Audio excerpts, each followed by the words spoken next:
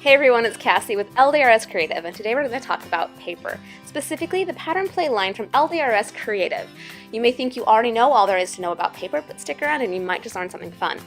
The pattern play line is a heavyweight cardstock that is perfect for embellishments, cards, even three-dimensional projects.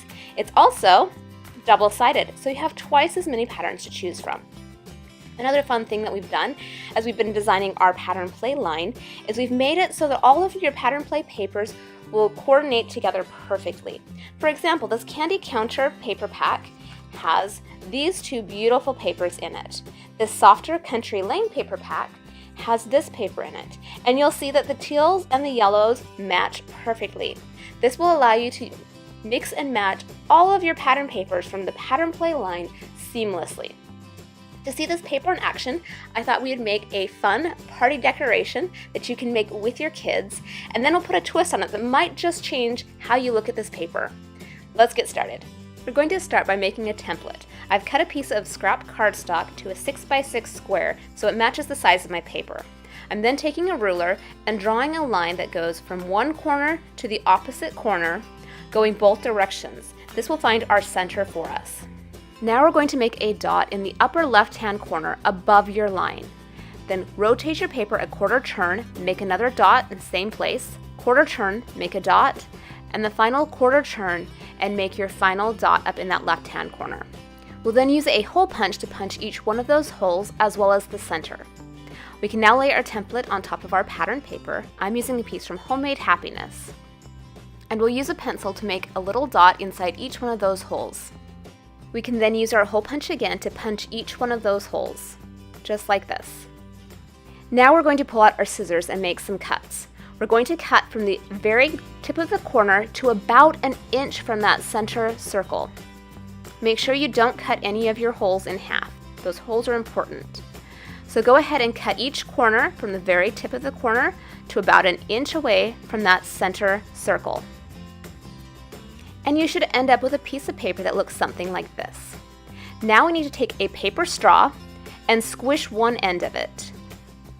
We'll then punch that with our hole punch to get a hole right in the center there. Once we have a hole in our straw, we're ready to start assembling our windmill. To do that, we're going to need a brad. To start, we're going to take each one of our corners that has a hole in it and fold it over so that the hole lines up over the center hole. You don't want to crease this, we're more just rolling the paper. Continue doing this for each one of the hole punched corners. This will make the assembly a lot easier. Now it's time to add the brad. To do this, we're going to start by putting the brad through the back side of our first corner. Then we're going to roll over our second corner and thread our brad through that as well. Move over to your third corner and thread that through. And our final corner, we're going to thread our brad through. Once you have all of your corners on your brad, you can push them down so the brad goes through the center hole. Then grab your straw and thread that through your brad as well, and open your brad. And now you have a fabulous paper windmill. These would be cute stuck into a little flower pot or a few of them together in a jar for a great table decoration for your next barbecue. Are you ready for the twist I promised? If you look at the pattern play paper, you'll notice it has an almost glossy look to it. And the ink used on these papers is heat reactive, which means you can foil with it. Yes, you heard me right. The darker inks seem to pick up the foil better than the lighter inks, but that can create some beautiful patterns. Let's take a look at just how easy it is to add some foiling to your pattern play papers. We're going to work with this paper from the Sweet Sensations paper pack. We're going to cover it with some heat transfer foil and cut off the extra to save for a future project. We'll then sandwich the paper and the foil between some copy paper. This is just a lightweight paper that will act as a carrier to pull it through our heat laminator.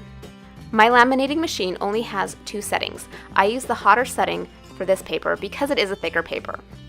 When you pull it out, it will look like this. Then you simply remove the carrier sheet and you'll notice the foiling has transferred onto your paper.